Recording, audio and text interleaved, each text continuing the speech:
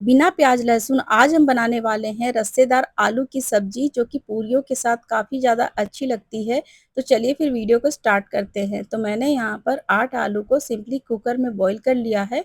इसके बाद ठंडा करके इसका छिलका मैंने उतार लिया है। अब यहाँ पर हम आलूओं को कट नहीं करेंगे, हाथों से इस तरीके से फोड़ करके लेंगे।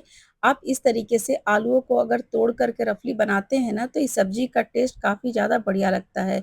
अगर आपने पहले इस तरीके से आलूओं को तोड़ करके नहीं बनाया है, तो एक बार इस तरीके से बना कर के देखिएगा, सब्ज़ी बहुत ही ज़्यादा टेस्टी लगने वाली है।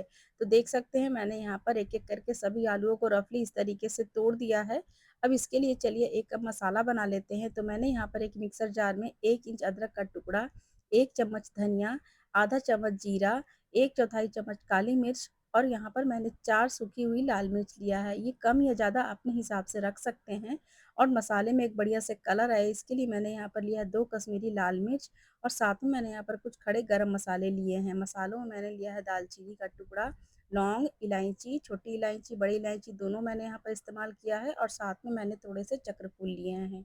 और यहाँ पर मैंने 3 टमाटर को रफली इस तरीके से कट करके इसमें ऐड कर दिया है और इसे हम एकदम महीन पीस लेंगे। तो देख सकते हैं मसालों में कितना बढ़िया कलर आ गया है। अब कढ़ाई में मैंने यहाँ पर 2 से 3 चम्मच सरसों का तेल ले लिया है। तेल जब बढ़िया से गरम हो जाए तब इसमें हम 1 तेजपत्ता, आधा चम्मच जीरा और 1 चौथाई चम्मच हींग डाल देंगे। इस सब्ज़ी में हींग का फ्लेवर काफ़ी अच्छा आता है। अब ये सारी चीज़ें जब बढ़िया से चटक जाए तब इसमें हम तैयार किया हुआ मसाला डाल कर के इसे बढ़िया से मिक्स कर लेंगे। सब्ज़ी में मैंने टमाटर का यूज़ किया है तो इसी स्टेज में हम यहाँ पर ऐड कर देंगे नमक। तो नमक मैंने यहीं पर पूरे स्वाद के अनुसार ऐड कर दिया है और यहाँ पर आधा चम्मच हल्दी भी मैंने डाला है क्योंकि मसालों में मैंने यहाँ पर हल्दी का इस्तेमाल नहीं किया था।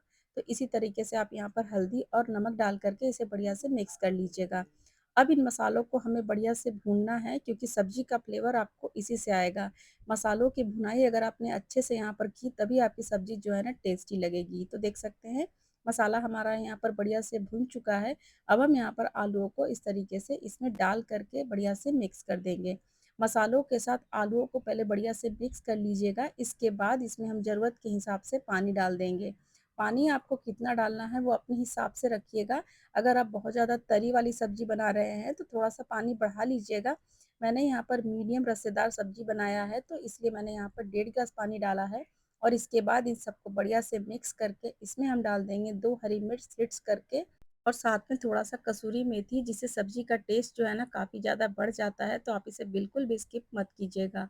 अब इन सबको हम बढ़िया से मिक्स करके ढक देंगे और यहाँ पर हम इसे 2 मिनट तक के लिए पका लेंगे। तो यहाँ पर 2 मिनट हो चुके हैं, तो देख सकते हैं यहाँ पर आपको सब्ज़ी का कलर दिख रहा है, कितना बढ़िया कलर आया है और यहाँ पर आप चाहे तो आलूओं को थोड़ा-थोड़ा और छोटा तोड़ सकते हैं।